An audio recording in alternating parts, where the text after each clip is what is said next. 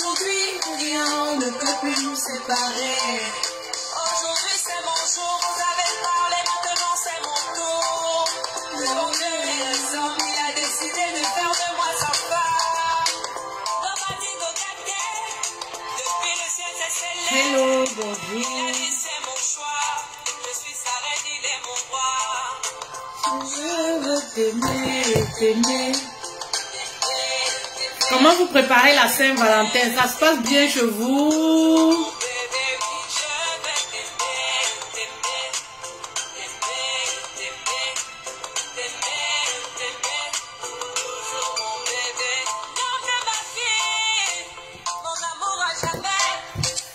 Ça se passe bien chez vous? Aujourd'hui je t'ai eu, je ne vais jamais te laisser, car avec toi je suis complet. J'ai mis du temps à te trouver. Pour toi et moi c'est barré collé. Oh, laisse-moi chanter devant papa et maman, Devant ta famille et ma famille. devant tous nos amis. Laisse-moi chanter devant monsieur le maire, devant nos amis. Et même devant nos ennemis. Aujourd'hui c'est mon jour, vous avez parlé, maintenant c'est mon tour. Devant Dieu et les hommes, il a décidé de La Saint-Valentin, comment vous préparez la Saint-Valentin, mes reines? Est-ce que ça se passe bien chez vous? Comment vous préparez la Saint-Valentin? C'est comment? Ça se passe bien ou alors c'est bizarre?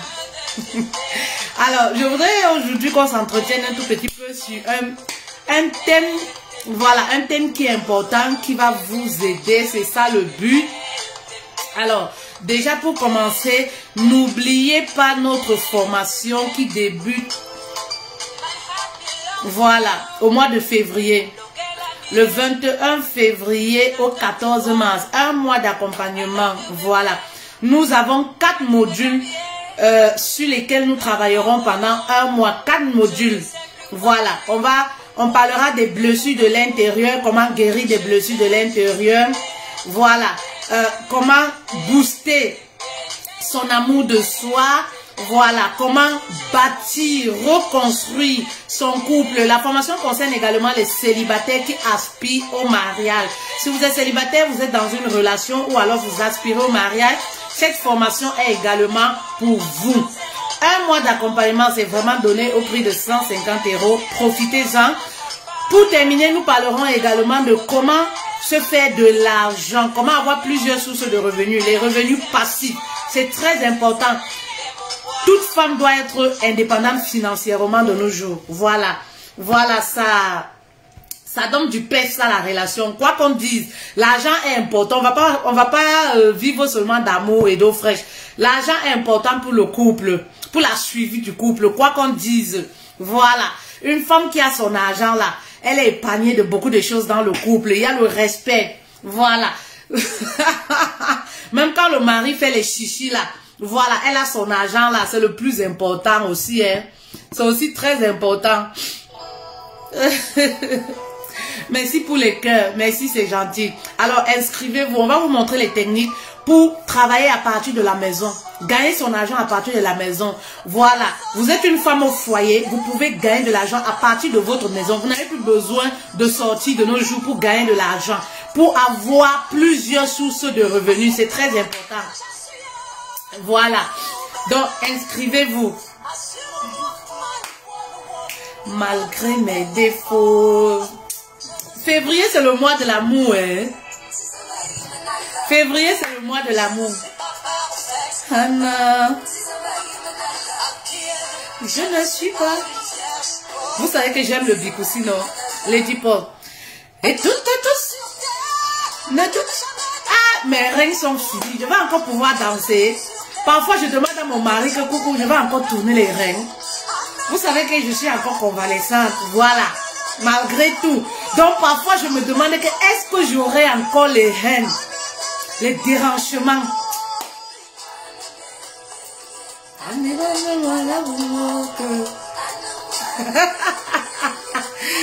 Alors, on va parler d'un thème très important. Comment créer une amitié solide avec son mari.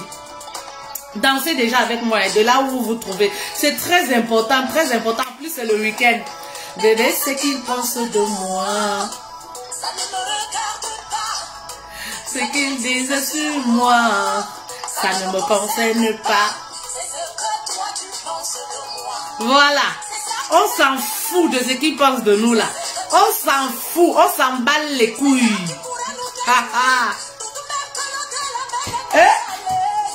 Quand j'étais encore jeune, quand j'avais encore les coups de rein solides, oh, les enfants m'ont fini.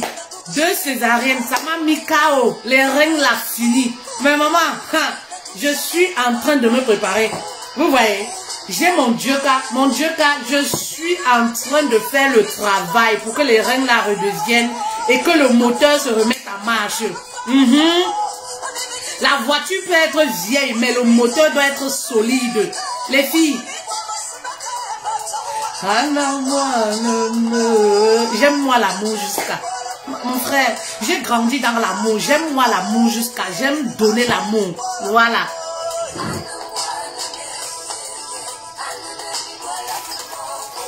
Le Dioka pour les coups de rein solides. Voilà, la foufoune bien fraîche. Tout. Et mes anciennes. Dansez avec moi, pardon, ne soyez pas constipés les filles, la vie est belle. Je t'aime vraiment beaucoup. Mon chéri, je t'aime moi jusqu'à. Même dans la galère, oh, je t'aime moi, oh. Dans la maladie, oh, c'est jusqu'à la galère, jusqu'à ce que la mort nous sépare. S'il plaît à Dieu.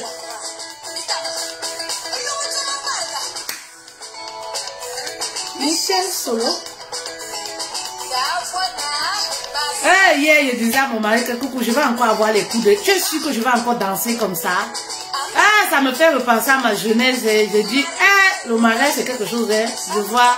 Mais vraiment, mais quand je vois mes enfants, je suis contente. C'est le plus important.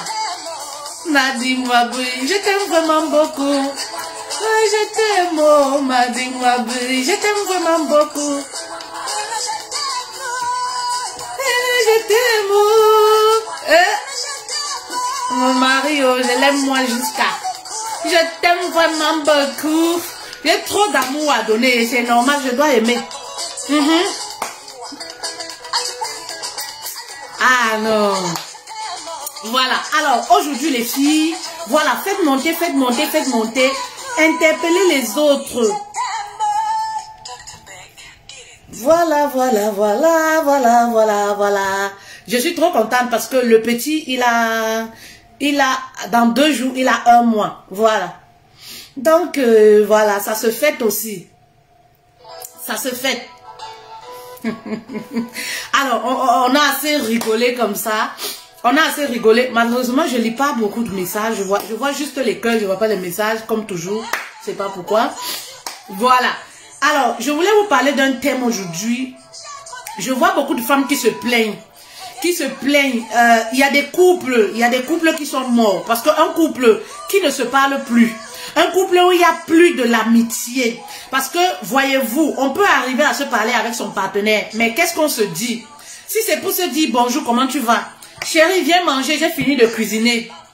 Chérie, tu as besoin de quelque chose? Voilà. En fait, voilà ce que deviennent certains couples après 5 ans de mariage, après 10 ans de mariage. Il n'y a plus de l'amitié. Mais ce que vous oubliez, c'est quoi? L'amitié est essentielle pour le couple. L'amitié, c'est l'avenir du couple. L'amitié, c'est le socle du couple. Ben oui, mais aujourd'hui, on se rend compte qu'il y a des couples qui ne se parlent plus. Moi, je dis des couples qui ne se parlent plus. Pourquoi? C'est-à-dire, il y a des couples qui se parlent, mais qui se disent uniquement l'essentiel. Voilà, c'est tout. Donc, on ne fait pas de notre mari, hein, voilà, notre ami. On ne fait pas de notre épouse, notre ami. Non, dites-vous que si vous voulez rester marié, si vous voulez vous projeter dans le futur, il faudrait que vous soyez amis. Un couple où il n'y a pas de l'amitié, c'est un couple qui est mort. C'est un couple qui va mourir. C'est un couple qui est fragile. Parce que lorsqu'il n'y a pas cette amitié-là qui vous lie, voilà, qui vous retient ensemble, vous êtes fragile. C'est-à-dire, tout le monde peut arriver à vous séparer. C'est-à-dire, si vous êtes un personnage public, On peut se lever un matin et inventer je ne sais pas quoi, un truc sur vous. Et tout de suite, vous que vous n'avez pas ce lien-là d'amitié avec votre mari, tout de suite, votre relation va se cabosser. Vous allez voir des couples, par exemple, comme ça, où la femme croit beaucoup aux on-dit. Le mari, par exemple, il croit aux on-dit. Vous comprenez? Et ça fait que, tout simplement pourquoi? Parce qu'il n'y a pas de l'amitié. C'est-à-dire le mari va bouder à la maison, la femme va bouder tout simplement parce que elle a entendu des choses dites sur son mari. Elle ne sait pas si c'est vrai ou pas. Il n'y a pas de confiance, il n'y a pas d'amitié. Ben oui, c'est des gens qui ne se parlent pas vraiment en profondeur. Vous comprenez? Si vous tenez vraiment à rester marié, hein, faites de votre mari votre premier ami. Je vois déjà des femmes qui vont me dire, oh bon, il ne faut pas faire confiance à un homme. Il ne faut pas faire totalement, il ne faut pas créer une amitié avec son mari. Mais si tu fais de ton mari ton adversaire, ma chérie, ton foyer est voué à l'échec. Ben oui, parce que quoi qu'on dise, c'est ce monsieur qui dort avec nous. Aujourd'hui, ce que je déplore, c'est quoi? Je vois des épouses qui vont faire confiance, qui vont créer des liens d'amitié solides avec les copines. Voilà, et ignorer complètement à la maison leur mari. Soit disant parce que on leur dit, on leur raconte, ah, il ne faut pas faire totalement confiance à un homme. Mais si tu ne fais pas confiance à ton mari, si tu ne crées pas cette amitié avec ton mari à la maison, avec qui tu vas le faire? Ma chérie, lorsque tu as un problème à la maison, quoi qu'on dise, peu importe ce que tu vis avec ton mari, c'est lui qui est là. Lorsque tu es à l'extérieur, peu importe ce qui peut t'arriver, ben oui, lorsque tu es marié, on ne demande même pas après ton papa, on ne demande pas après ta maman, mais on demande après ton mari. Lorsqu'on regarde ta pièce d'identité, on demande après ton mari. La première personne qu'on va contacter lorsque tu as un problème, c'est ton mari. Lorsque tu crées des problèmes à l'extérieur, la première personne qu'on va interpeller, c'est ton mari. Ce n'est pas tes parents, ce n'est en aucun cas tes copines. Et lorsque tu souffres, où sont ces copines-là? Ben, elles ne sont pas là. Dans la plupart des cas, elles ne sont pas là. La personne qui est là, peu importe ce que tu vis, hein, c'est ton mari. Alors, pour rester marié, il faudrait faire de ton mari, oui, ton ami intime. Oui, l'amitié intime avec le mari.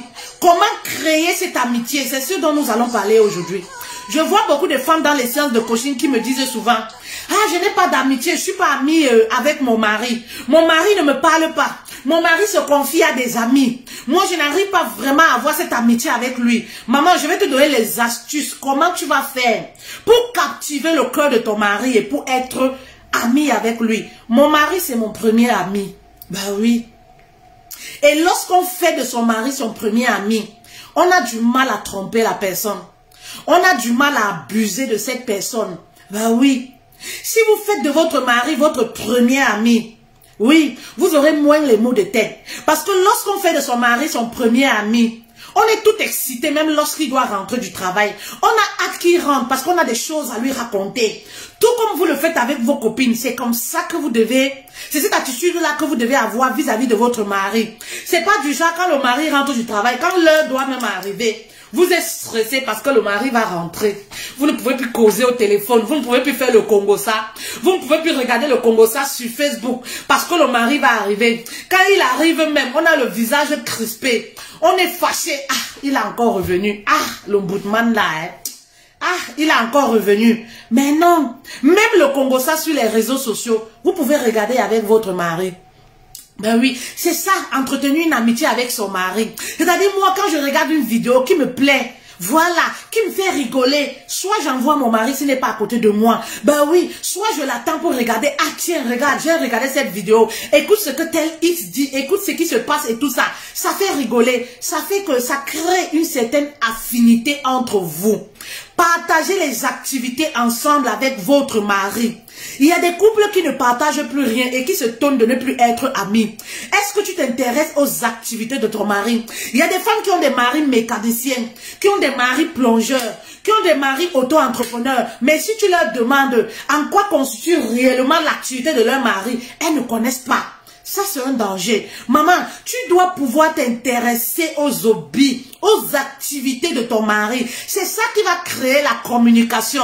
C'est ça qui va créer quelque chose de spécial entre vous. Lorsque vous êtes liés, Vous comprenez? Même le diable a du mal à vous séparer. Voilà pourquoi je dis souvent, lorsqu'un couple est vraiment rattaché, également, il y a ce truc dont je dis toujours au couple, ayez une histoire. Tout couple doit avoir son histoire. Quand je parle d'histoire, c'est quoi? C'est vivre parfois même l'échec ensemble. C'est très important. Il y a des couples ou alors des femmes qui fuient les moments de bataille dans le couple. Faites très attention. Parfois, il faut passer par les moments de bataille là. Il faut vivre quelque chose de fort dans la relation pour avoir une histoire. Et c'est là où naît réellement une amitié solide entre vous. Donc ne fuyez pas toujours lorsque l'orage vient dans votre couple. Oui, lorsque le mari n'a plus d'argent, vous devenez nerveuse. Hein? Vous restez sur la défensive. Vous ne voulez même plus faire à manger. Maman, c'est pendant les moments là où le mari n'a plus l'argent. C'est pendant les moments de sécheresse là où tu dois réussir à créer cette communication, cette amitié là entre vous. Oui, généralement, lorsque vous voyez les couples solides, c'est les couples qui ont résisté au coup de la vie. Oui, chaque couple doit avoir son histoire. Quand un couple a une histoire, quand un couple a pu résister à certains coups de la vie, on ne peut pas les séparer comme ça du jour au lendemain. Oui, vous ne pouvez pas voir un homme qui a une histoire solide avec son épouse, va aller voir une maîtresse, déménager pour aller vivre chez la maîtresse. Non, très souvent c'est des couples à la base qui sont déjà fragiles. Très souvent c'est des couples à la base qui sont déjà malades, mais sans se rendre compte. Voilà pourquoi l'homme a cette facilité-là de se déconnecter de sa femme. Lorsque vous vivez les coups de la vie, lorsque vous résistez aux coups de la vie, ce que moi j'appelle les coups de la vie, vous avez du mal à vous déconnecter de votre partenaire. Oui, parce que tellement vous avez vécu des choses fortes, tellement vous avez réussi, grâce à ce que vous avez vécu là, à tisser une amitié solide. Ça fait que l'homme ne voit pas son avenir. Voilà pourquoi je dis, l'amitié c'est l'avenir du couple. Lorsque vous résistez au coup de la vie, l'homme ne voit pas son avenir sans vous. C'est pareil pour la femme. Vous ne pouvez pas vous projeter dans l'avenir sans votre mari. Parce que lorsque vous vivez même, vous vivez des situations dramatiques, lorsque vous avez les problèmes, les disputes, quand vous restez après 2 jours, après 3 jours comme ça, quand les choses essayent de s'apaiser, vous pensez quand même à tout ce que vous avez vécu. Vous vous dites quand même, ah, on a parcouru des choses ensemble. Ouais, si on a réussi à être debout, à être ensemble, ça voudrait dire que même cette situation que nous vivons, nous allons réussir à parcourir cela. Voilà pourquoi c'est très important. Ben oui, c'est très important. C'est ça en fait qui fait durer même les coups durs de la vie. C'est ça qui fait durer une relation. Oui. Ne fuyez pas toujours lorsqu'une situation mauvaise se présente à vous. Faites très attention. Il faut aimer, moi je dis souvent, il faut aimer les coups durs de la vie. Oui, il faut aimer les coups durs de la vie dans le mariage. Parce que le mariage n'est pas fait seulement de joie, bonheur, love à tous les jours. Non, le mariage c'est aussi les moments de bonheur et les moments de tristesse. C'est aussi ça, le mariage. C'est aussi ça, la vie à deux. Et c'est là où vous voyez réellement le vrai visage de l'autre. C'est là où vous apprenez même parfois à connaître en profondeur votre partenaire.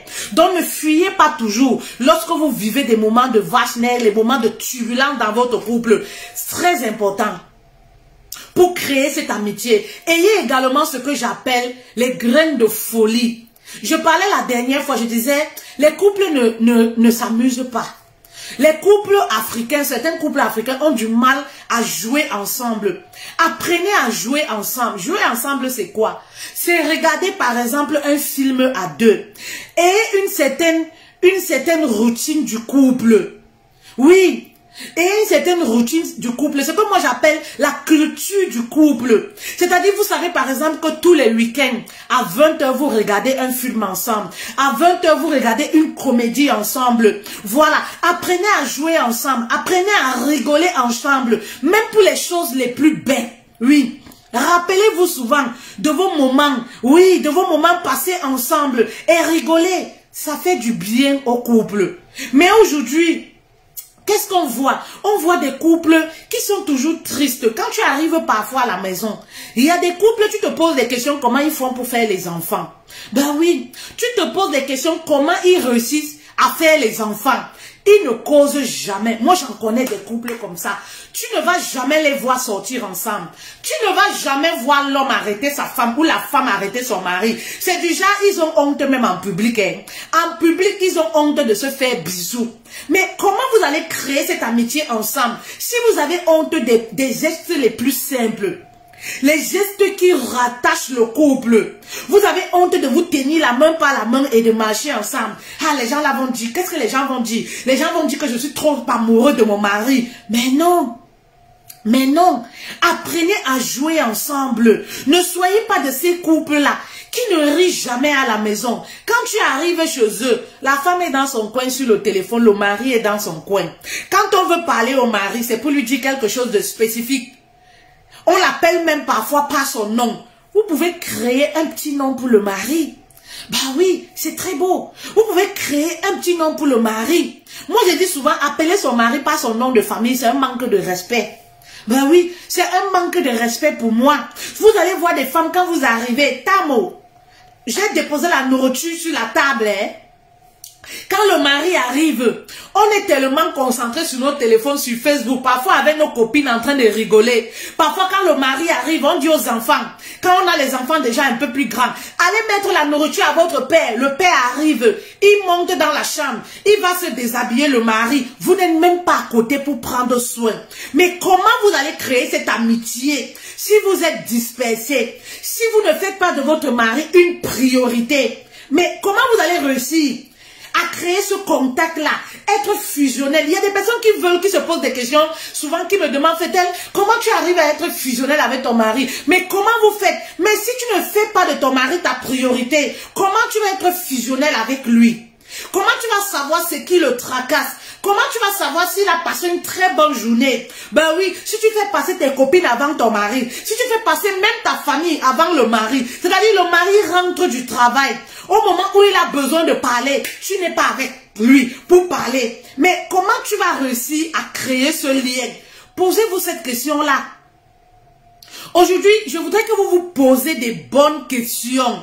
Nous sommes un mois de février, c'est le mois de l'amour. Ne vous contentez pas seulement à donner de l'amour. Vous comprenez? À donner de l'amour seulement le 14 février. Il y a des couples, c'est le 14 février qu'on va offrir des présents au mari. Oui, vous savez, chez nous les Africains, quand on parle de donner, d'offrir des cadeaux, il y a quelque chose, c'est comme si on s'adresse spécifiquement aux hommes. Donc, il y a des femmes qui attendent uniquement les événements pour offrir. Le 14 février, c'est là où toute femme essaye de se manager, de faire l'effort pour offrir. Non, on n'attend pas toujours le 14 février pour célébrer l'autre. On n'attend pas toujours le 14 février, une journée, pour rappeler à son mari combien on a la chance de l'aimer. Non, on n'attend pas toujours le 14 février ou alors le 25 décembre pour offrir un cadeau. C'est quelque chose qui doit se faire tous les jours. Les petites choses. Offrir, c'est quoi? C'est des choses banales. C'est pas des choses qui coûtent vraiment de l'argent. Non, mais c'est des choses banales. Offrir, c'est quoi? Même donner de l'amour. Oui, donner de l'amour. Vous savez, tellement moi j'ai déjà offert des choses à mon mari. Parfois, je ne sais pas ce que je vais lui donner. Vous savez, parfois je ne sais même plus ce que je vais l'offrir. Parfois je manque vraiment d'idées. Vous comprenez? Et qu'est-ce que je fais? Je me dis, on ne va pas se limiter seulement au cadeau. Parce qu'il n'y a pas une journée spécifique où il faut offrir le cadeau. Je n'attends pas spécialement les journées comme le 14 février pour offrir le cadeau. Oui, moi j'aime faire la différence. J'aime innover dans le couple. Et c'est ça qui crée l'amitié. J'aime créer dans le couple. C'est très important. C'est-à-dire, je peux prendre un bic et une feuille. Au lieu d'acheter une carte avec les écrits. Donc parfois ça ne vous vient même pas du cœur. Je prends un bic et une feuille, un stylo. J'écris mes pensées. C'est-à-dire, j'écris à la main. Et je dis, je n'ai rien à t'offrir, mais je te renouvelle mes sentiments. Je te renouvelle mon amour en ce jour. Je te renouvelle ma fidélité. Voilà des choses qu'on peut offrir. C'est pas toujours l'argent, c'est pas toujours les belles paires de chaussures, les belles montres. Non. C'est le geste qui compte. Et lorsqu'il y a amour véritable, le partenaire, vous interpellez le partenaire. Voilà, le partenaire va se poser des questions. Ah, si elle a pris du temps, elle a écrit 3 paragraphes pour moi. Ben vraiment, c'est des mots qui lui viennent du cœur. Vraiment, c'est profond. Et parfois, mon mari me dit, ah, tu as des idées, hein? Ben oui, il faut innover. Et c'est comme ça que ça crée une certaine communication. Ah, comment tu as eu l'idée de ça? Comment tu as fait ci? Je faisais une publication ce matin où je disais, ça n'a peut-être rien à voir, où je disais dans une publication, comment est-ce que vous pouvez amener l'autre à changer? Voilà, on arrive au 14 février, la Saint-Valentin, la fête que vous aimez beaucoup. Voilà, moi je célèbre l'amour tous les jours, franchement. Je célèbre l'amour tous les jours. Donc je commence à banaliser cette journée du 14 février là. Voilà. Vous comprenez? Donc je disais, il y a des femmes là qui se plaignent. Mon mari ne m'offre jamais de cadeaux. Mon mari, il est comme ça. Vraiment, il ne change pas. Et je disais ce matin dans une publication, la technique, voilà, qui marche très souvent pour interpeller l'autre, c'est quoi? C'est de commencer par se changer nous-mêmes. C'est de commencer par changer nos attitudes nous-mêmes. Voilà le 14 février. Au lieu de bouder et de dire à monsieur, tu ne m'amènes jamais au restaurant. De toutes les façons, on ne sort jamais. Maman, commence à proposer toi-même les sorties. Commence à créer toi-même les sorties. Commence à innover. C'est la seule des façons que vous pouvez amener l'autre à changer. Pour changer le monde, pour changer l'autre, commencez par changer vos propres attitudes. Oui, commencez par vous renouveler vous-même. Voilà la meilleure des façons.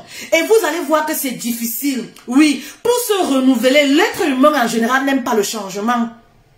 Changer sa zone de confort, c'est quelque chose qui est souvent très difficile.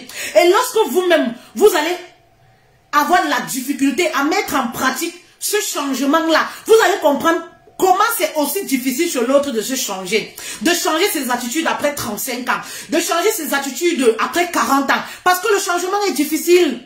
Vous allez prendre conscience. Parce que vous-même, parfois, vous demandez des choses dont vous êtes incapable de faire. Vous demandez des choses, oui. Vous demandez des choses qui sont très compliquées, très difficiles. Vous voulez à tout prix que l'autre change. Pourtant, vous-même, vous avez vos péchés mignons que vous n'arrivez pas à changer depuis des années.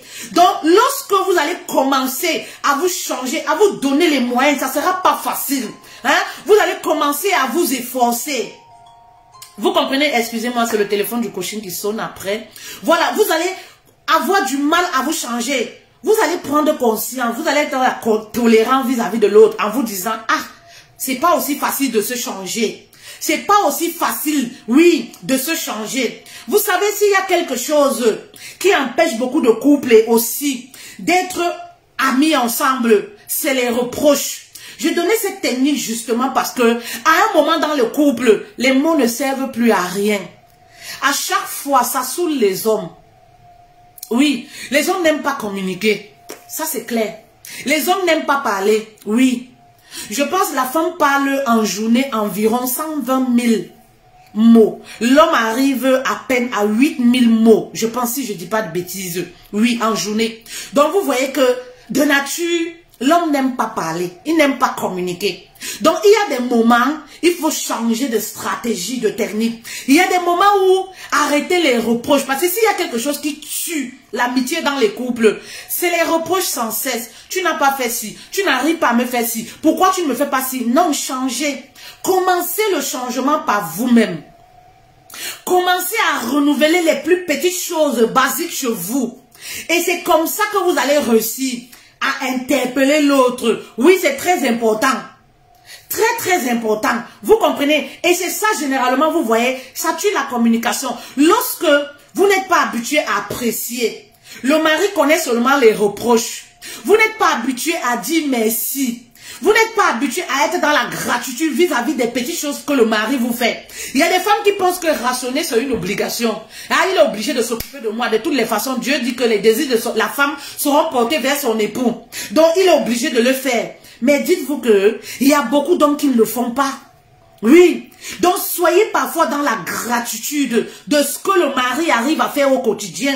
Le mari arrive à rationner. Oui, ça fait partie de son devoir. Parce que la Bible le dit. Mais maman, apprends à dire merci. Apprends à être dans la reconnaissance. Ben oui. Et voilà comment petit à petit, tu vas créer ce lien d'amitié avec ton mari. Tu vas créer ce lien d'amitié avec ton mari. Vous comprenez? Et lorsque vous avez un mari qui ne communique pas, qui n'est pas dans l'amitié, maman, commence toi-même à créer cette amitié. Le problème chez nous, les femmes, c'est quoi? Je dis toujours, on se dit, mais pourquoi lui-même il ne fait pas? Ah, s'il me boude, moi je boude aussi. Il va dans son coin, moi je vais dans mon coin. Voilà pourquoi vous allez voir les couples où le mari est toujours dans la chambre, la femme est dans son coin au salon. Elle est en train de s'occuper des enfants. Le mari est dans son coin. Mais non, vous pouvez vous occuper des enfants ensemble. Vous pouvez cuisiner ensemble. C'est ça le partage. Et lorsque vous cuisinez ensemble, lorsque vous êtes au salon ensemble, ben oui, vous pouvez débuter la communication. Vous pouvez commencer un sujet. Vous pouvez commencer un sujet. N'attendez pas toujours que c'est l'autre. Ah, pourquoi lui ne parle pas? S'il ne parle pas, moi aussi je ne parle pas. À chaque fois, c'est toujours moi qui débute la conversation. Débutez la conversation. Créez chez lui quelque chose. Et si vous voulez débuter la conversation, commencez à vous intéresser à sa personne. Je le dis toujours aux femmes, à lui. Comment tu as passé la journée, chérie? Est-ce que ça s'est bien passé? Aujourd'hui au boulot, qu'est-ce que vous avez fait? Voilà pourquoi il est important de connaître minutieusement comment se déroule le travail de votre mari. Ce qu'il fait. D'où vous allez commencer à vous intéresser à lui, à vous intéresser en profondeur. Ce n'est pas seulement vous limiter comment s'est passé le travail, non. C'est-à-dire il fait le commerce. Ah, le commerce aujourd'hui, ça s'est passé comment? Ah, je sens qu'il y a des journées où, est-ce que tu n'as pas eu les gens qui t'ont dérangé et tout? Les arachides que tu vends là, il est peut-être commerçant, il vend peut-être, il fait des activités. Intéressez-vous en profondeur, minutieusement. Oui, à ces activités, vous allez voir forcément, lorsqu'il va voir que vous partagez les mêmes centres d'intérêt. Oui, parce que quelqu'un qui fait une activité, forcément, il l'aime, forcément, c'est son centre d'intérêt. Lorsqu'il verra que vous partagez les mêmes centres d'intérêt, vous allez commencer à communiquer. Même si vous avez un mari qui est réservé, si vous commencez à s'intéresser à son centre d'intérêt, il va parler. Ben oui, il va commencer à parler. Mais si vous commencez la communication seulement, ah, tu sais, le facteur est encore arrivé ici. Tu sais qu'on a les impôts qu'on n'a pas encore payés. Vraiment, on a tellement de problèmes. Voilà comment certains couples communiquent. Quand ils parlent ensemble, c'est seulement pour parler des problèmes d'argent. La vie de couple à un moment ne doit pas se limiter seulement sur les problèmes d'argent. Essayez d'égayer un peu vos journées. Ben oui, en Occident, dans la plupart des cas, quand tu vois les couples communiquer, c'est seulement pour parler des factures. Parfois, c'est pour dire, ah, on m'a appelé du pays. Ah, chérie, parfois, on peut même vous appeler du pays pour vous annoncer une mauvaise nouvelle. Lorsque le mari rentre du travail, lorsqu'il veut passer du temps avec vous, vous n'êtes pas obligé de lui dire ça. Tout de suite, là. Vous n'êtes pas obligé de lui dire ça tout de suite. Ben oui, pour gâcher l'atmosphère. Ben oui, surtout quelqu'un qui passe les moments difficiles. Imaginez-vous, vous savez très bien que votre mari passe les moments difficiles financièrement. Et qu'à chaque fois vous lui dites vraiment ma mère est malade. Je ne sais même pas comment je vais faire. Je ne sais même, vous l'attristez. Vous l'attristez indirectement. Ben oui, vous allez me dire, oui, je ne demande pas l'argent. Mais vous l'attristez indirectement.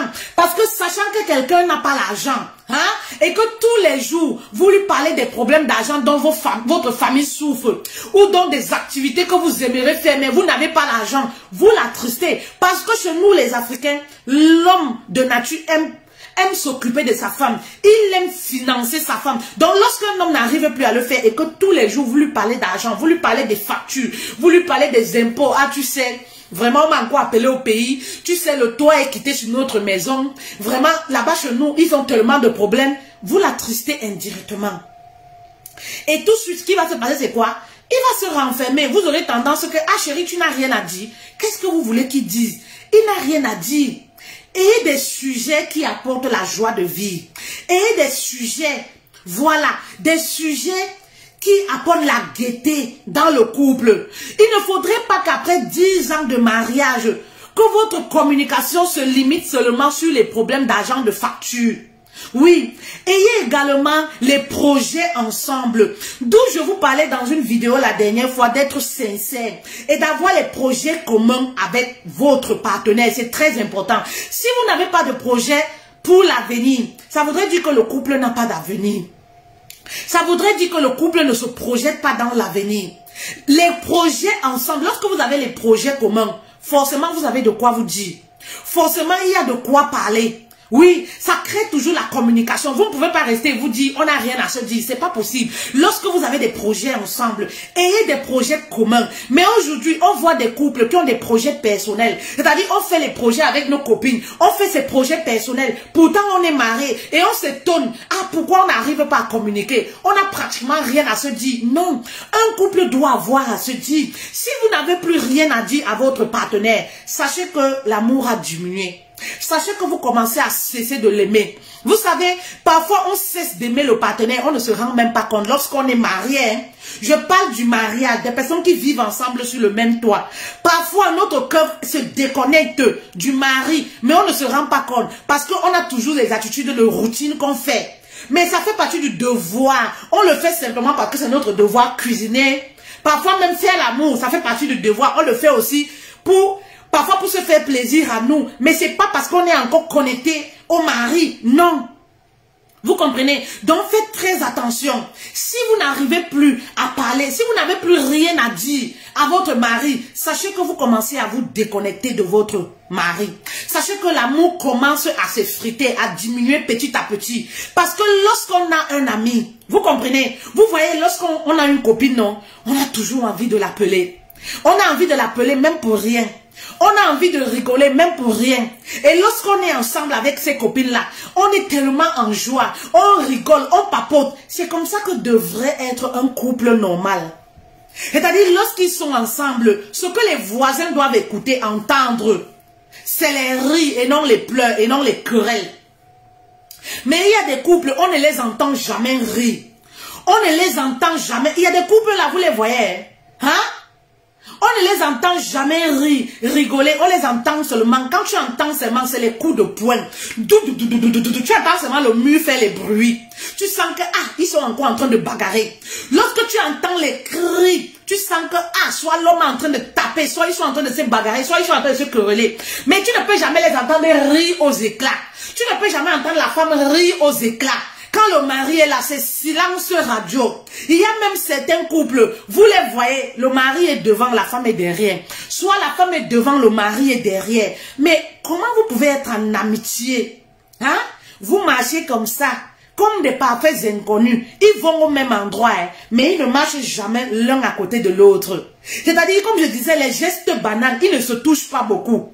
Le mari, même la femme, elle ne peut pas arrêter son mari comme ça. Elle ne peut pas faire bisous.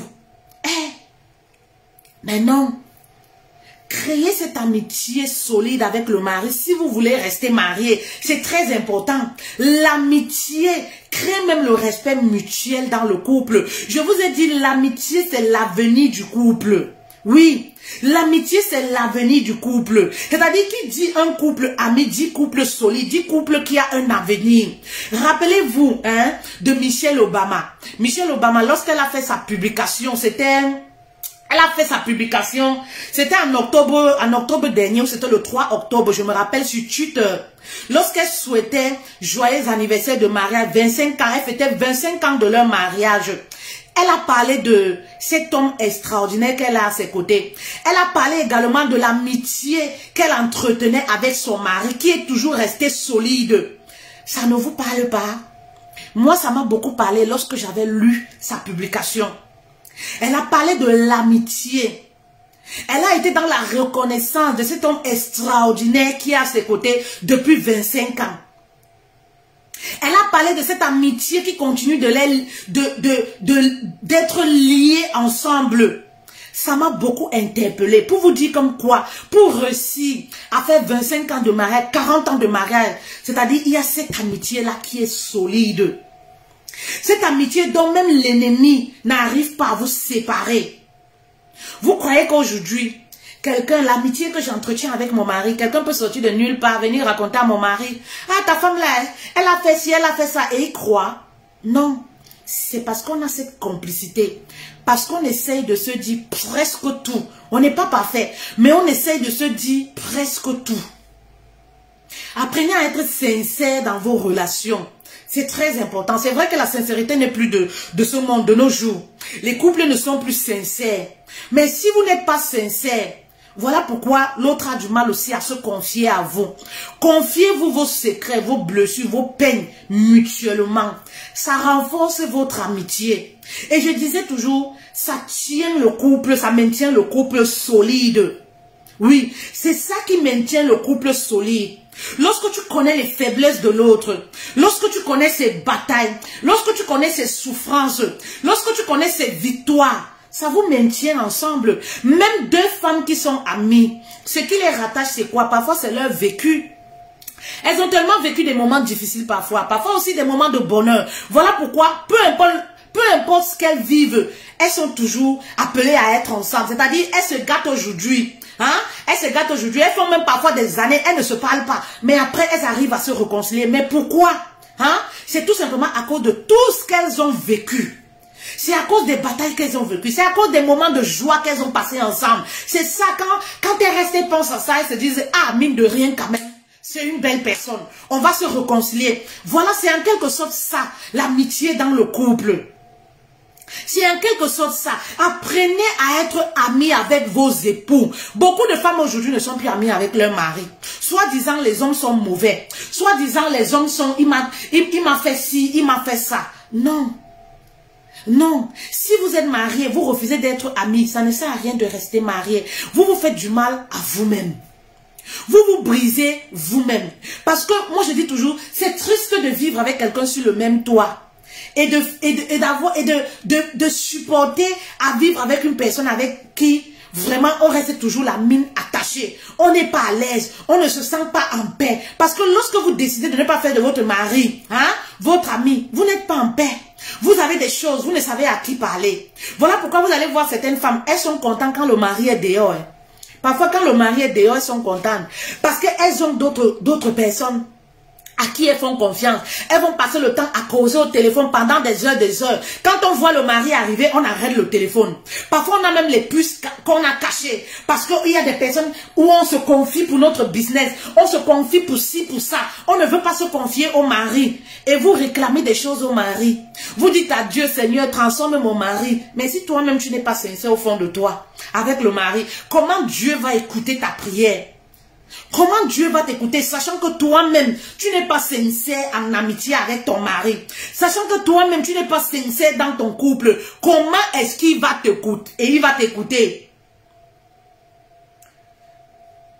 Voilà des techniques que je vous ai données. Comment vous pouvez faire pour être amis avec votre mari. C'est très important.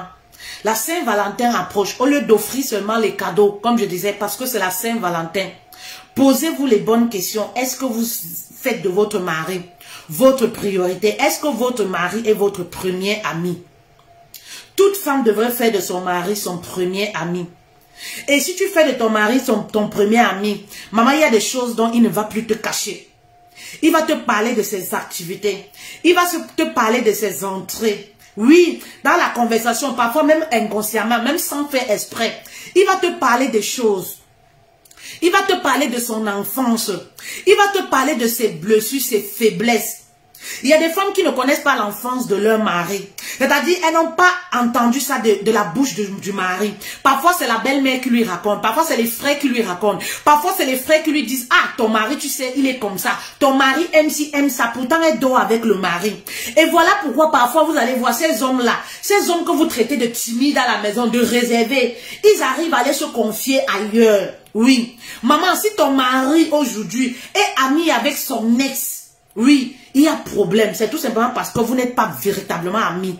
Si ton mari a une maîtresse, c'est là-bas qu'il se confie. Fais attention. Ça veut tout simplement dire que vous n'êtes pas véritablement amis dans le couple. Parce que l'homme a toujours besoin de se confier. L'homme a beaucoup de faiblesses. Oui, il a besoin de se confier. Et lorsque tu es cette femme-là qui réussit à créer cette amitié-là, qui réussit à connaître les faiblesses de ton mari, tu as gagné. Oui, tu as gagné. Parce que l'homme ne s'ouvre pas aussi facilement.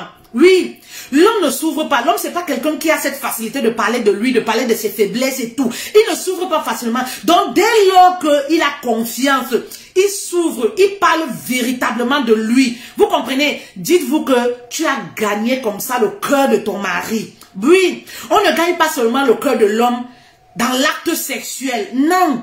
Non, non, non, non, non, non, non, non. Il y a des techniques pour gagner le cœur de son mari. Et ça, voilà des techniques comme ça, c'est très important. Très important. Voilà pourquoi vous allez voir certains hommes. Ils vont se confier ailleurs. Posez-vous des questions. Je vous ai toujours dit, il y a des hommes qui ont des maîtresses. Ils sont sur les sites de rencontres. Ils disent, cherche amitié. Juste pour sympathiser. Pourtant, ils ont une femme. Mais avec la femme, ils ne sympathisent pas. Posez-vous des questions. Vous allez voir des hommes. Ils payent même les prostituées. Il va là-bas. Il ne veut pas coucher. Il n'a même pas envie de coucher. Mais tout simplement pourquoi? Parce que là-bas, il rigole. Là-bas, il arrive à parler. Il parle même de ses projets. Vous allez voir des hommes qui ont des maîtresses. C'est la maîtresse qui donne les idées sur les projets qu'il a. Parce que la femme à la maison, elle n'est pas informée. Même culturellement, elle ne connaît rien. Encourager le mari, elle n'encourage pas. Comment tu vas créer cette amitié-là avec le mari? Vous comprenez? C'est la maîtresse qui fait parfois le plan de leur maison. Parfois, c'est l'ex. Vous allez voir les maris qui sont rattachés à leur ex. Ils ne couchent pas. Oui, en réalité, ils ne couchent pas avec l'ex. Mais il te dit toujours, c'est mon ami. Et si vous allez voir, il préfère cet ex-là. Parfois, il y a des problèmes à la maison à cause parce que le mari est toujours en contact avec son ex. Il ne veut pas laisser l'ex. La femme fait n'importe quoi. Le mari dit niet. Il continue à être rattaché à son ex. Allez savoir pourquoi. Il ne couche pas. Il ne couche pas avec l'ex. Mais c'est parce que c'est quoi? La communication. Ils arrivent à parler. Ils ont créé une certaine amitié au-delà du sexe. Oui, au-delà du sexe, ils ont créé une amitié. La fille lui donne des conseils. Parfois, c'est la fille qui réconcilie même les couples. C'est la fille qui dit à l'homme comment il va se comporter à la maison, vis-à-vis de sa femme. Pourtant, toi, l'épouse, tu es là. Tu es dans ton coin en te disant, pourquoi c'est moi qui dois le faire? Pourquoi c'est toujours moi qui dois l'adresser la parole? Faites très attention, les dames. Faites très attention. Oui, faites très attention. Ne soyez pas distraits par les choses inutiles. Oui. Ne soyez pas distraits par les choses inutiles. Concentrez-vous sur votre foyer également. C'est très important. Parce que très souvent comme ça, le mari même est en train de partir. Le mari est en train de se déconnecter de vous. Vous ne voyez même pas. Et parfois, vous vous rendez compte quand c'est trop tard. Trop tard, il est déjà rattaché quelque part. Oui, il est déjà quelque part, les pieds et les mains, le cœur y est déjà.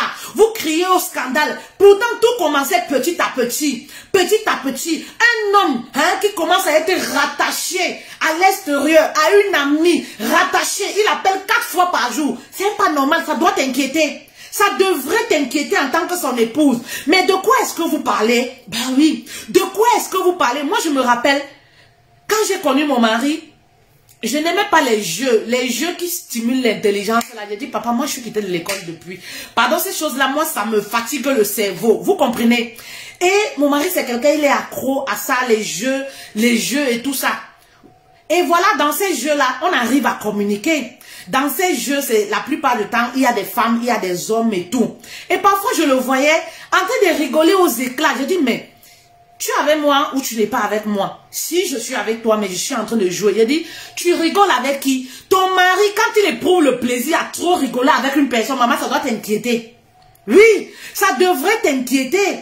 Ça devrait t'inquiéter. Une femme qui n'est pas de ta famille, et qui n'est pas de sa famille, qui n'est pas, je ne sais pas moi quoi, qui n'est pas sa mère. Qu'est-ce qui peut causer avec une femme 4 fois par jour à rigoler aux éclats? C'est-à-dire quand il cause avec la personne, toi-même tu ressens comment il est à l'aise, comment il rigole. Ça va jusqu'ici. Pourtant avec toi il ne rigole pas comme ça, maman, ça doit t'inquiéter.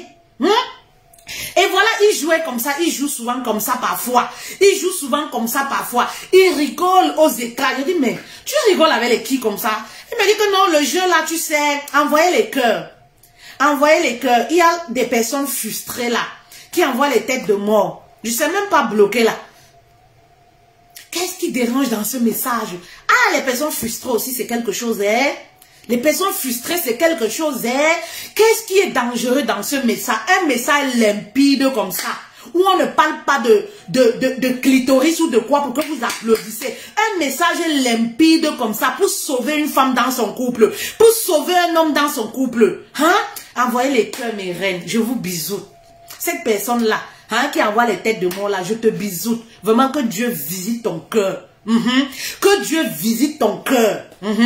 Parce qu'il n'y a que les cœurs meurtris qui peuvent réagir négativement face à ce message-ci. Oui. Parce que là où on parle de clitoris, de pénis, vous envoyez les cœurs, vous êtes content. Aïe. Aïe!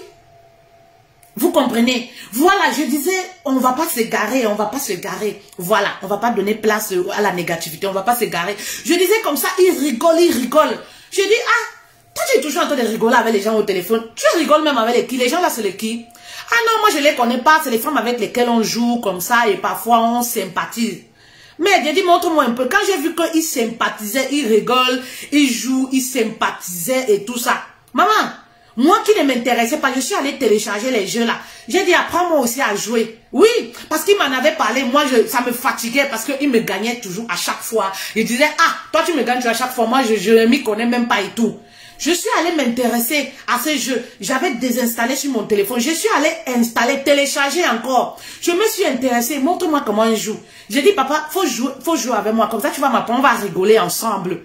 Vous comprenez? Et ça a créé ce truc-là. Vu qu'il est accro à ça, ça a créé cette communication. C'est-à-dire, il n'y a plus de moments de silence. Parce que parfois, il est obligé de jouer ça. Voilà. Et moi, je suis obligée de faire autre chose parce que je ne m'intéresse pas. D'où je vous disais, intéressez-vous. Aux hobbies, aux activités de votre mari, aux hobbies, les choses qu'il aime. C'est très important. Et c'est vice-versa. L'homme aussi devrait s'intéresser aux choses que sa femme aime. Oui, ça crée cette communication. Vous n'aurez pas une femme qui est silencieuse. Vous n'aurez pas une femme qui boude à tout va. Ben oui, une femme qui est toujours crispée, qui a toujours le visage attaché. Non. Tout simplement parce que vous faites des choses ensemble et ça crée cette amitié. Ce n'est pas normal comme je disais. Je disais comme ça, le mari ne doit pas prendre plaisir à rigoler avec les filles. Vous allez voir les hommes, ils ont les amis quoi? La voisine du bas. La voisine du bas, c'est elle qui est amie avec le mari. C'est-à-dire même, elle fait même à manger, elle vient avec un voisin. Je t'ai fait à manger. Et parfois, vous allez voir, ce genre d'amis que le mari a généralement ne dit pas bonjour à l'épouse. Très souvent, c'est ce qu'on a remarqué. Dès que l'homme est ami avec une femme, très souvent là, ce genre d'amis-là, d'amitié-là, la femme, elle ne dit pas trop bonjour à l'épouse. Mais l'homme, il préfère. Quand tu vas lui dire que, mais chérie, une femme comme ça, elle me voit même, elle me toise. Une femme comme ça, elle me dit même pas bonjour souvent. Une femme comme ça, elle me dit bonjour seulement quand nous sommes à deux. Quand elle me voit, elle fait comme si on a un problème personnel. Mais quand elle te voit, elle rigole avec toi et toi tu rigoles avec elle, ça ne te gêne pas d'entretenir les relations, une amitié avec une femme qui me boude, une femme qui me dit presque pas bonjour. Elle est amie avec toi, pourquoi elle ne fait pas l'amitié avec moi aussi? Pour être amie. Il te dit non, laisse tomber. Tu sais, moi je suis amie avec elle, on se connaît depuis, avant que moi je ne te connaissais, on avait lié cette amitié-là. Mais ça doit vous inquiéter. Allez savoir pourquoi. C'est pas une histoire de sexe. Arrêtez de croire toujours que lorsque l'homme a une amitié, c'est parce qu'il cherche à tout mal, c'est parce qu'il cherche à coucher. Non. Non, c'est pas ça. C'est parce qu'ils sont habitués à causer de tout et de rien. C'est-à-dire, la fille, elle est parfois fair play. Il y a des femmes avec lesquelles vous ne pouvez même pas parler de sexe. Il y a des femmes avec lesquelles vous ne pouvez pas regarder comme ça. Regardez même un film X ensemble. Parfois, elle te dit que je suis moi trop chrétienne. Il y a des femmes avec lesquelles le mari ne peut même pas parler, faire une blague. Pour parler de sexe, parler un peu d'intimité ensemble. C'est-à-dire dans le couple, il y a les tabous. Il y a des sujets sur lesquels on ne parle pas. Parce que la femme, soi-disant, elle est trop croyante, elle est trop chrétienne. Elle te dit à chaque fois, elle ramène le mari à l'ordre. Tu sais, Dieu n'aime pas les choses comme ça. Du coup, le mari, qu'est-ce qu'il fait? Les hommes aiment parler de sexe. Oui, les hommes aiment parler de sexe. Ça, c'est quelque chose, ne l'oubliez jamais. Allez les voir entre eux. Ils aiment bien se titiller. Oui, ils aiment bien se titiller entre eux. Vous comprenez, non? Les hommes aiment bien rigoler. Donc, il y a des femmes aussi pour créer l'amitié avec votre mari. Ne soyez pas trop coincés. Ne faites pas genre, vous allez voir des femmes qui étaient vraiment libres d'esprit. Mais dès lors qu'elles se marient, c'est comme si on les a dit que être marié là, c'est être une femme, je ne sais pas moi quoi, être la sœur de Jésus. Non, tout au contraire, c'est lorsqu'on se marie, on est avec le mari qu'on est dégagé. Qu'on se sent à l'aise parce qu'on a retrouvé notre code. Est-ce qu'il y a une femme qui comprend la profondeur du message? Est-ce qu'il y a une femme qui comprend la profondeur du message? C'est lorsqu'on est marié qu'on doit être libre d'esprit, qu'on doit parler de tout et de rien, qu'on doit se sentir en confiance parce qu'on a trouvé effectivement notre code. Mais il y a des femmes, lorsqu'elles étaient célibataires, avec le copain, elles étaient à l'aise de parler de tout et de rien, de faire les petits jeux. Mais dès lors qu'elles sont avec le mari, non, je ne veux pas qu'il sache que moi j'étais une fille qui connaissait ça, hein, qui connaissait parler de sexe, une fille qui connaissait parler des positions Kamasutra. Quand le mari lui parle seulement de sexe comme ça, elle serre le visage, elle reste coincée comme ça. Non, comment tu peux parler des choses comme ça? Un homme marié ne devrait pas parler, ne devrait plus parler des choses comme ça, maman. Il parle avec toi, son épouse. Est-ce qu'il parle au quartier? Vous êtes dans la chambre à deux, non? Vous êtes dans votre maison ensemble. Est-ce qu'il s'adresse à tout le quartier? Vous comprenez? Donc c'est important d'être également libre d'esprit. Lorsqu'on n'est pas coincé, on est libre d'esprit, on permet à l'autre de dire véritablement ce qu'il pense. Oui, il y a des hommes qui ont certains fantasmes. Oui, moi je parle des fantasmes raisonnables. Hein. Je ne vous parle pas des fantasmes, voilà, qui sont contre la Bible là. Je ne vous parle pas de ces fantasmes-là. C'est pour ça que je vous parle des jeux, des petits jeux entre couples. Voilà. Vous comprenez, il y a des hommes qui ont certains fantasmes, les petits trucs, voilà, dont ils aimeraient même partager à leur femme, même s'ils ne vont pas le faire, même s'ils ne vont pas pratiquer. Parler de ça, déjà, ça fait du bien. Vous comprenez, il veut parler de ça à la femme. La femme est tellement coincée, l'homme, tout de suite, il sait que ma femme là, si je fais même ce genre de sujet. Donc, quand la femme parle même, l'homme parle un peu de ses fantasmes, elle commence à dire, ah, je suis sûr que tu me trompes déjà. Je suis sûr que tu as commencé à faire des choses ailleurs. C'est-à-dire même pendant l'acte sexuel, quand le mari fait une position, tu as pris ça où? Je suis sûr que tu me trompes déjà. C'est sûr que tu vas déjà, mais la complicité va naître comment? S'il ne peut pas se sentir à l'aise avec toi. Maman, redescendez un peu sur terre. Vous comprenez? Moi, je dis souvent aux chrétiens, on vit encore sur terre. Donc, le couple, c'est à la fois charnel et spirituel. N'oubliez jamais ces deux aspects. Si vous êtes trop focalisé dans le spirituel, hein, vous allez droit au mur. Le couple, je répète encore, doit être à la fois charnel et spirituel. Parce que nous sommes encore sur cette terre. Si vous êtes trop spirituel, vous oubliez le côté charnel. Vous allez droit au mur. Donc faites très attention. Même si votre mari est un homme de Dieu, évoquez souvent, pistonnez souvent l'homme. Ça fait du bien. Vous allez voir, il commence à rire. Les hommes aiment ça. Ils aiment parler de sexe entre eux. Vous comprenez? Pistonnez votre mari. Vous comprenez? Et quand vous voulez créer une certaine amitié, arrêtez les jalousies maladives. Hein? Pour peu que votre homme regarde une femme, vous commencez à faire les crises de folie. Ah, c'est sûr que tu dragues. Si vous avez un homme, hein? Il y a des... Vous savez... Pour peu que le mari regarde une femme, hein, vous commencez, ah, c'est sûr que tu la veux. Vous commencez à vous morfondre. Vous commencez, mais l'homme, il y a des femmes qui font les problèmes à la maison parce que l'homme apprécie une femme à la télé. C'est-à-dire, ils sont en train de visionner comme ça. Dans la conversation, il dit, ah, elle est pas mal, hein. Ah, elle est bonne celle-là. Ah, vraiment, elle a une paire de fesses. Ah non, c'est un manque de respect. C'est un manque de respect. Tu ne me respectes pas. Tu apprécies même les femmes devant moi. Maman, la prison, le mariage, c'est pas la prison. Hein. Détendez-vous un peu. Comment vous allez être amis? Hein? Si l'homme ne peut pas être libre de dire ce qui lui passe par la tête.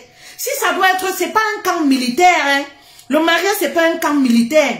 L'homme est libre d'apprécier une femme. Apprécier une femme ne voudrait pas dire que on va coucher avec. Oui, on va coucher avec. Apprécier une femme ne voudrait pas dire qu'on va coucher avec. Lorsque j'ai connu mon mari, il aime regarder les femmes. Et il dit souvent que... Et moi, ça ne me dérange en rien. Vous me voyez, ça me dérange en quoi? Il aime regarder les femmes. Il dit souvent que, mais si elle s'habille comme ça, là, si elle porte, elle s'habille comme ça, c'est parce qu'elle veut, il faut bien des personnes pour leur regarder, chérie. Je dis, ben oui. Parfois, je vois des femmes, je dis que, ah, c'est ton goût là-bas. Maman, elle a les fesses comme moi, comme ça, c'est ton goût là-bas. Parfois, il est sur son téléphone, je dis, ah, qu'est-ce que tu fais? Tu dragues? Des petits trucs, c'est rien du tout. C'est juste pour le titiller. C'est rien du tout. C'est pas forcément pour dire qu'il drague. C'est pas forcément pour dire que je dis, ah, tu dragues. Ah, tu as dragué combien de filles aujourd'hui? Ah, je dis, ah, parfois, coucou, quand je vois les hommes, parfois, comment ils se comportent, je me dis que, je t'imagine un peu, je me dis que c'est comme ça que toi-même, tu te comportes avec les femmes. Mais, franchement, décidément, les hommes, mais franchement, quand je vois même les hommes mariés, de toute façon, ils draguent les femmes, je me dis que, mais, je pense directement à toi, je me dis que donc c'est comme ça que toi-même tu fais alors et tout ça. Franchement, je dis tu dragues, tu fais. C'est juste pour communiquer, c'est juste pour rigoler. C'est juste pour le titiller, c'est rien du tout. C'est rien du tout. Je dis, ah, tu dragues encore. Je dis, ah, peut-être, tu sais que arrivé à un certain âge là, les hommes aiment draguer pour voir s'ils plaisent encore. Parfois c'est la ménopause. J'espère que la ménopause ne te dérange pas. Les hommes aiment draguer pour voir s'ils plaisent encore. Il dit que, ah, coucou, tu crois que les hommes qui draguent là, c'est parce qu'ils veulent coucher. Parfois, c'est les hommes qui draguent seulement comme ça pour le plaisir. C'est pas, c'est communiquer. C'est l'amitié. Vous causez comme deux amis, sans prise de tête. Vraiment, soyez libres. Soyez libres dans le mariage. C'est pas, le mariage, on n'est pas dans un camp militaire, les filles. Soyez libres d'esprit. Parce que vous l'êtes et vous l'étiez quand vous étiez célibataire. Je ne sais pas pourquoi lorsque vous vous mariez, vous êtes coincé. Vous prenez une certaine posture en vous disant que non, étant une épouse, je ne voudrais pas dire des choses comme ça. Non, c'est rien du tout. C'est ça qui crée cette amitié. C'est ça qui fait que vous allez rigoler. Vous surpassez. Ben oui, vous surpassez. Parfois, je dis à mon mari, mais pourquoi quand on va à la plage, tu aimes toujours mettre les lunettes noires? On dirait que c'est pour regarder les femmes et tout ça. Mais pourquoi tu aimes toujours mettre les lunettes noires? Et mon mari, lui, quand il passe, il ne fait pas semblant de ne pas regarder. Il y a des femmes là, quand elles marchent avec le mari, hein? Le mari regarde une fille, elle regarde le mari comme ça pour voir ce qui... Maman, il n'est pas aveugle. Est-ce que c'est un aveugle? Toi, tu vas l'empêcher de regarder les femmes qui passent en route? Ben non. Hein? Il y a parfois le mari, il est au volant comme ça. Une fille traverse la route, la femme, au lieu de regarder devant elle, elle est en train de regarder le mari pour voir la direction qu'il regarde, pour voir les yeux du mari. Ils sont assis à la soirée. La femme est seulement pour regarder les yeux du mari. Elle est là comme ça, elle ne cause pas. Seulement pour regarder les yeux du mari, pour voir ce que le mari lorgne, ce que le mari regarde. Maman, il doit regarder les filles. Mon frère, il doit regarder ce qui passe devant lui. Hein? Mon mari me dit souvent, mais... si les femmes là portent les caleçons comme ça pour marcher avec ça dans la rue, hein? Si elles se mettent nues à la plage comme ça, ben, c'est parce qu'elles savent qu'on va les regarder. Il faut bien les spectateurs comme nous comme ça, pour les regarder. Hein? Je dis que et toi tu fais partie des spectateurs. Il dit que ben, j'ai pas les yeux. Maman, je veux passer, quelqu'un est devant toi. Qu'est-ce que tu vas faire? Tu es obligé de regarder. Hein? Je n'en fais pas un problème. On parle seulement pour rigoler. Hein? On parle seulement pour rigoler. Parfois, je vois des filles, je dis que, ah, c'est ton goût là-bas. Ah, la fille là me ressemble. Ah, la fille là me ressemble. Vous comprenez? C'est juste pour rigoler. C'est ça qui crée l'amitié. C'est ça qui crée cette amitié-là. Ne coincez pas vos hommes. Et c'est ça qui fait que les hommes là vont avoir les amis ailleurs. Ils vont avoir les amis ailleurs. Ils vont prendre les voisines, faire de leur amitié. Ils vont prendre leur ex, faire de ces filles-là leurs amis. Ils vont parfois avoir leurs amis, rester en contact avec leur soeur. Lorsqu'un homme se marie, il doit se détacher de sa soeur amicalement. C'est l'épouse qui doit être son ami intime. Si tu n'es pas ami intime avec ton mari, il y a un problème, ma soeur. Oui, dis-toi que tu ne connais pas grand-chose de lui. Il y a des hommes qui sont décédés, c'est là où la femme s'est rendue compte combien d'entreprises il avait ou combien il avait dans son compte. Mais pourquoi il n'y avait pas ce lien d'amitié? C'est pas pour deux choses. Oui, lorsque l'homme a confiance, il se donne les pieds et les mains et il parle. Il parle, il dit des choses. Parfois, sans même se rendre compte, il dit des choses.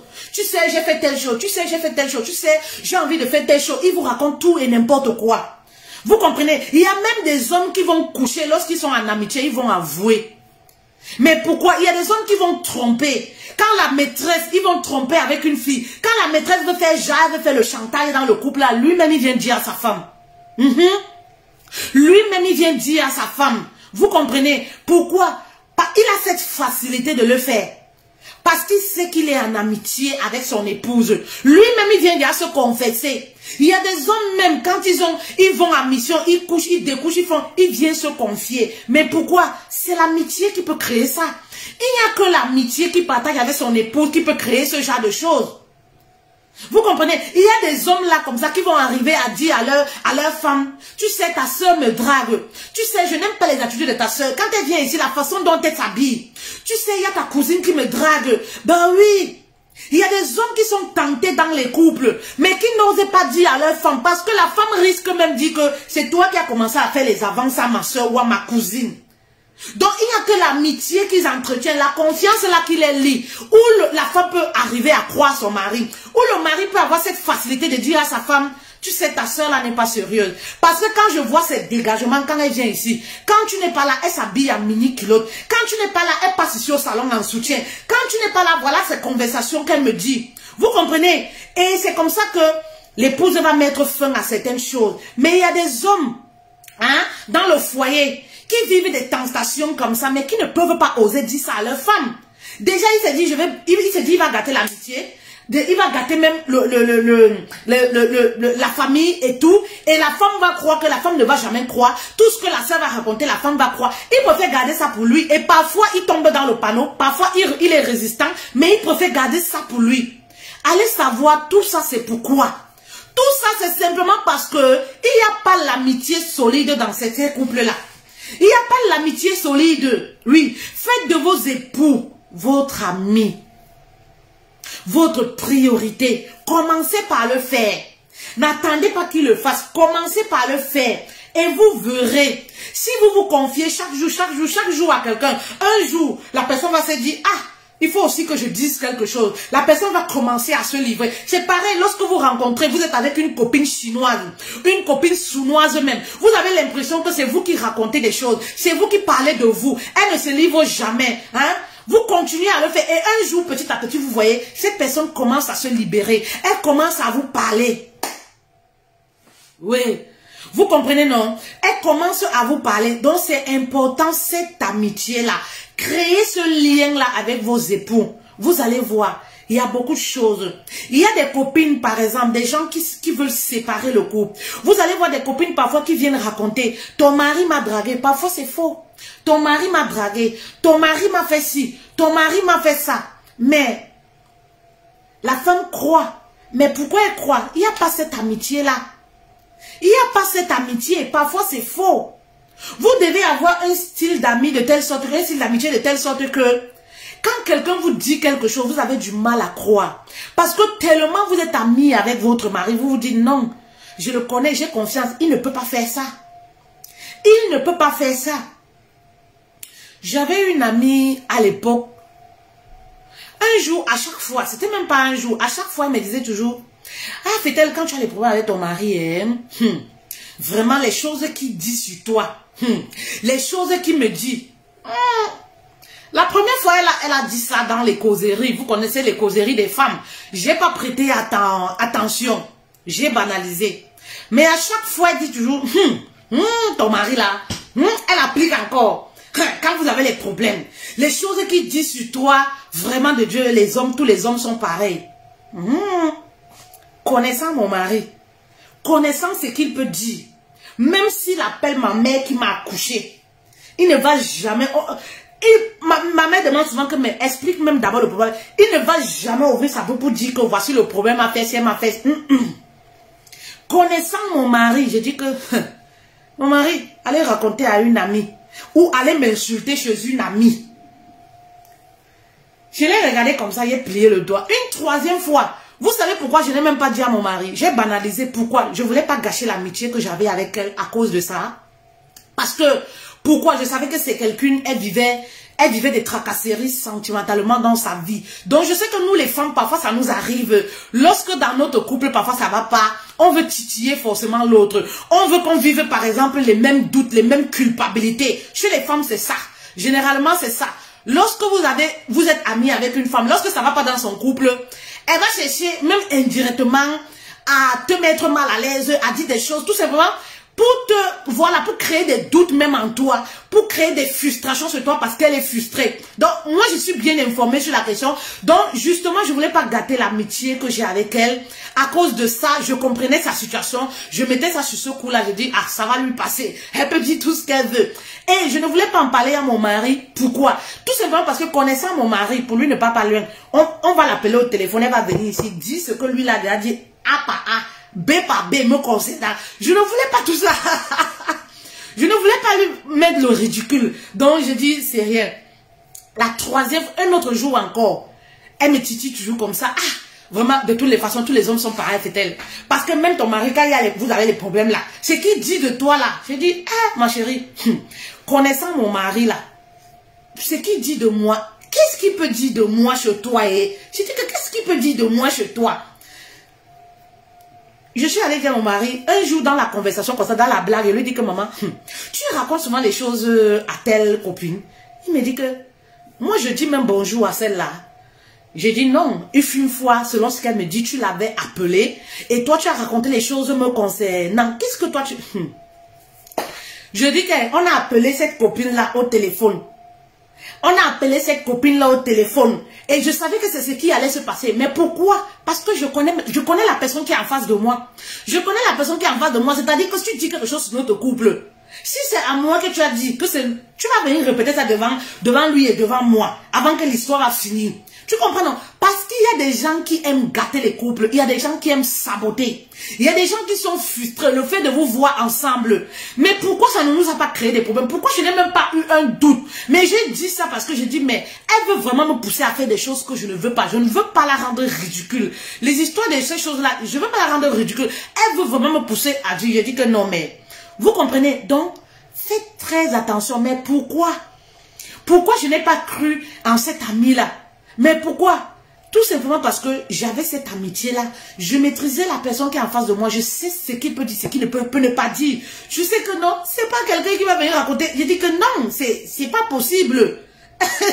Vous comprenez? Et il y a des gens qui arrivent à séparer les couples comme ça. Les couples dont il n'y a pas l'amitié, beaucoup de personnes arrivent à les séparer. Oui, beaucoup de personnes arrivent à les séparer. C'est-à-dire même la famille. Même la belle famille. Je faisais un post sur ma page la dernière fois où je disais encore, hein, quand le mari commence, en Afrique, dans certaines familles, quand le mari commence à être trop amoureux, hein, la belle famille va voir chez le marabout si tout va bien. On se dit que non, ce n'est pas simple. Ah, ce n'est pas simple. On commence même. Il y a des hommes qui étaient réglés dans leur couple. Donc c'est l'entourage, c'est la famille, même pas l'entourage. La famille, parce que souvent là, la plupart des conflits qu'il y a dans les couples est causé par l'entourage, la famille. L'entourage, c'est la famille parfois qui commence à créer le doute dans la tête du mari. C'est la famille parfois qui commence à rigoler du mari. Il commence à se poser les questions, commence à douter. Mais pourquoi il commence à se poser des questions? Pourquoi ça crée les doutes dans sa tête? Parce qu'il n'y a pas l'amitié. Il n'y a pas l'amitié. Lorsqu'on est en amitié sincère avec quelqu'un, on ne va pas aller s'imaginer que la personne peut l'envoûter. On ne va pas aller s'imaginer que la personne peut nous faire du mal.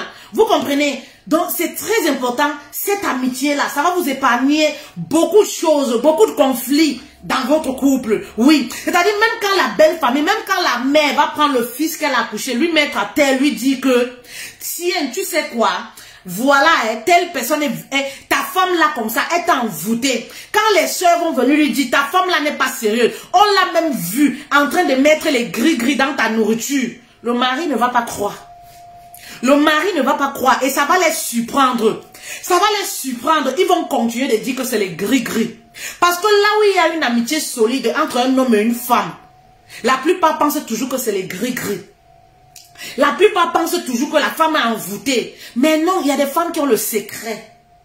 Il y a des femmes qui ont le secret. Vous comprenez? Il y a des femmes qui ont les astuces, les secrets qui marchent. Vous comprenez? Il y a parfois des personnes, je dis souvent aux femmes, faites ce qu'il y a lieu de faire, ce qui est à votre devoir de faire. Et le mari se charge des petites batailles là, les petites morveux qui sont autour là pour gâter le foyer là. Le mari lui se charge de toutes ces batailles là. Oui, il se charge de ça. Il y a parfois des personnes que je demande à mon mari, j'ai même plus de nouvelles. Je demande parfois, ah, ça fait des mois, j'ai plus les nouvelles de telle personne. Qu'est-ce que la personne devient? Tu as de ces nouvelles. C'est en ce moment qu'il me dit, par exemple, ah, la personne était venue inbox me parler de toi. Et tout, moi, je l'ai bloqué. Je n'ai même plus de nouvelles de la personne. Vous comprenez? Est-ce que je suis allée en bataille avec la personne? Est-ce que je suis allée dire à mon mari, va bloquer X, va bloquer X? Oui. Est-ce que je fais des problèmes les palabres à mon mari en lui disant, mais la voisine là ne me parle pas, pourquoi tu parles avec elle? Non. Mais c'est la façon dont, l'amitié, la façon dont je me comporte avec lui. Il bataille pour moi. C'est pas moi qui va le faire. Oui. Tu viens m'attaquer, c'est pas moi. Voilà. Tu vas m'attaquer, tu vas parler mal de moi chez mon mari, c'est pas moi. Lui-même saura ce qu'il a lieu de faire. Il va même pas m'en parler, il va réagir. Vous comprenez? Donc, faites ce qu'il y a lieu de faire dans vos foyers. Créez cette amitié-là. Le mari va se charger même de la belle famille. Même de la belle famille. Il y a des hommes qui vont couper les ponts avec leur famille simplement parce que la famille continue de mal parler de sa femme. Simplement parce que la famille continue de manquer de respect à sa femme. Mais pourquoi? Parce qu'il est sûr de sa femme. Parce qu'il a confiance. Il est ami avec sa femme. Il croit en sa femme. Ben oui, parce que pour arriver à ce stade-là, il faut avoir une femme dont on croit 100%. Une femme avec qui tu n'es pas ami, une femme avec qui tu n'as pas confiance. Toi, tu peux aller faire palabre dans ta famille à cause d'elle. Tu ne peux pas. Mettez-vous à la place. Tu ne peux pas aller batailler pour elle. Tu ne peux pas aller faire bataille pour elle. Vous comprenez? Donc c'est important. Important. Le 14 février, c'est bientôt, hein, dans une dizaine de jours à peu près. C'est mon Dieu que je bois. Mon Dieu que je bois. C'est ça qui me donne, voilà, un ventre plat. Après ma césarienne, un mois, j'ai déjà le ventre plat.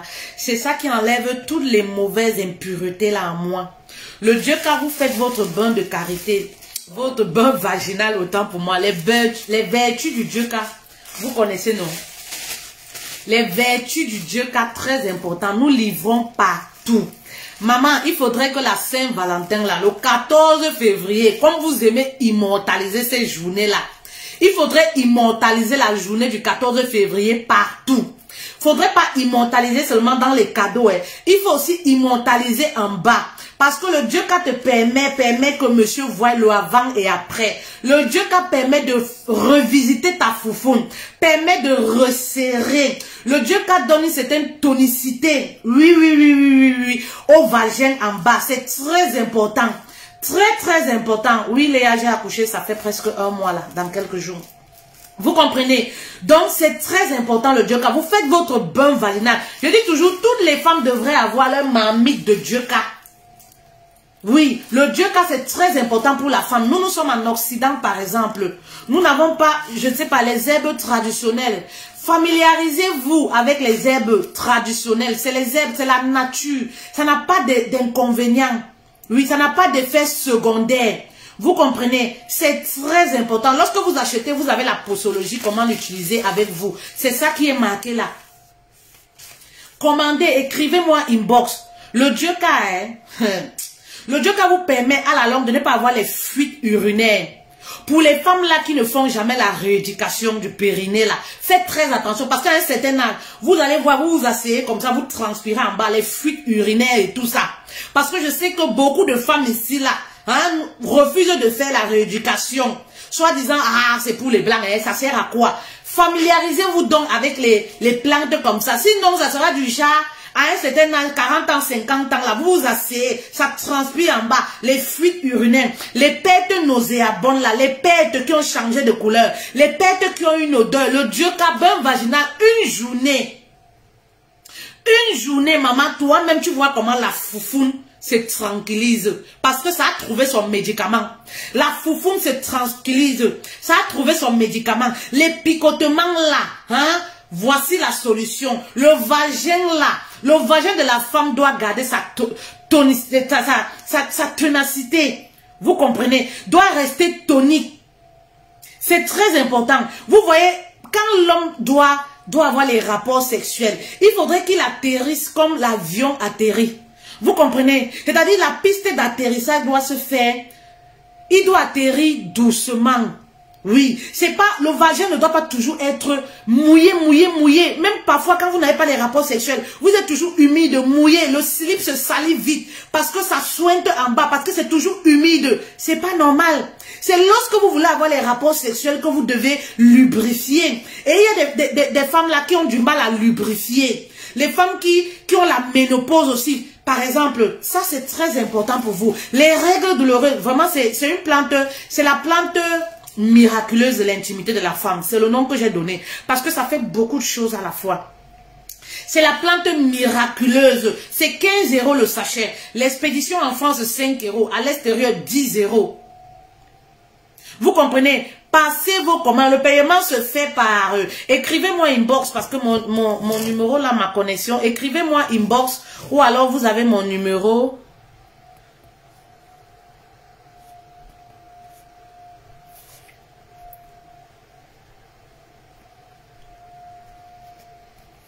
Voilà mon numéro, vous pouvez m'écrire pour les personnes, voilà. Voilà, où vous m'écrivez inbox. Le paiement se fait par virement ou par PayPal. Voilà. Vous comprenez, c'est très important. La livraison, c'est 5 € en France. Très important. Vous pouvez joindre à ça le beurre de karité, c'est 7 €. 7 € le beurre de karité. C'est le beurre de karité pur, brut, bio. C'est pas ce qu'on vous vend là mélangé. dans les supermarchés, le beurre qui est passé à la machine, non. Le beurre de karité brut, je vous dis comment vous allez utiliser. Le 14 février, immortaliser les vertus du beurre de karité également pour la foufoune. Oui, écrivez-moi inbox pour le numéro du Cameroun. Nous avons une représentante au Cameroun aussi pour le Dieu K. La posologie, vous l'aurez dès que vous recevez le colis. La posologie est là. Le Dieu K, non. Regardez, moi je bois ça comme de l'eau. Mais vraiment, ça m'a fait sortir tous les déchets de l'accouchement. Ça guérit les plaies pour les femmes qui viennent d'accoucher. Vraiment, c'est magique. Voilà, c'est magique. Et ça fait quoi? C'est une vitamine en même temps. Ça lave le teint. Je n'ai pas le masque de grossesse. C'est extraordinaire. C'est vraiment extraordinaire. Hier, je recevais un message. Vous comprenez? Hier, je recevais un message. J'ai pas de connexion sur ce téléphone. Je voulais vous montrer. Hier, je recevais un message d'une reine qui me disait...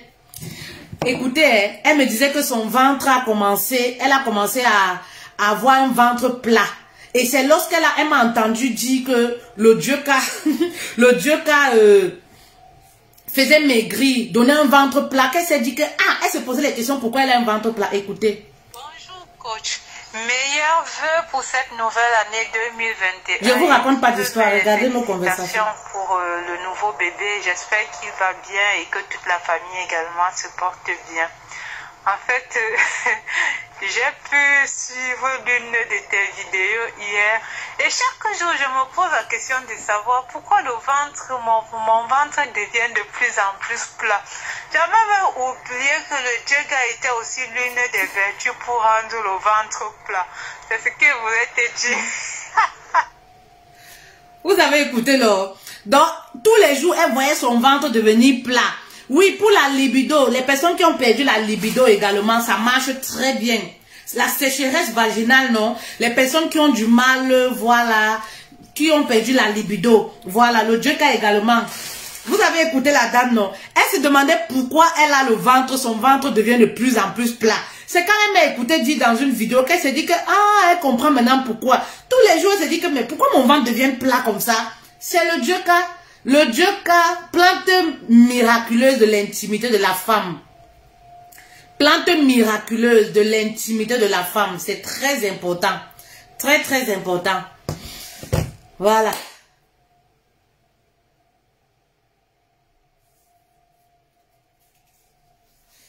Voilà. Donc, contactez-moi. Voilà, contactez-moi. Vous avez le numéro. Écrivez-moi inbox. Voilà, vous m'aurez également. Allez, je vous bisoute. Je vous bisoute et à très bientôt. N'oubliez pas notre formation. N'oubliez pas notre formation. Je voulais même vous faire écouter. Nous avons également beaucoup de témoignages positifs pour la formation. Vraiment, c'est extraordinaire. Et moi, je ne dis pas que c'est moi. Pour ce que Dieu fait dans la vie des femmes. Oh là là, il n'y a pas de connexion, ça ne marche pas. Ce que Dieu fait dans la vie des femmes est vraiment extraordinaire. Je voulais vous faire écouter les témoignages, mais il n'y a pas de connexion là. Donc du coup, les témoignages audio sur la dernière formation. Voilà, faites-vous accompagner. Faites-vous accompagner. N'attendez pas que le couple s'écroule pour chercher des solutions. Donnez-vous les voies et moyens. Voilà. Donnez-vous les voies et moyens pour vous faire accompagner. Cherchez des solutions pour être épanoui. Parce que vous vous épanouissez avant d'épanouir le partenaire. Oui, vous vous donnez de l'amour avant de donner l'amour au partenaire. Vous vous faites du bien à vous-même. Vous pensez que vous le faites pour le mari. Lorsque vous prenez des accompagnements, vous payez le coaching et tout. Non, vous le faites déjà pour vous-même et le mari en bénéficie. Moi, au quotidien, je me donne les moyens au quotidien. Oui, je me donne les moyens au quotidien. De rien, Donaï, de rien. De rien. Voilà, vous comprenez. Faites-vous accompagner. 150 €, un mois d'accompagnement pour une formation d'1 mois. Un mois d'accompagnement. Voilà, c'est très important. À très vite. Faites-vous accompagner.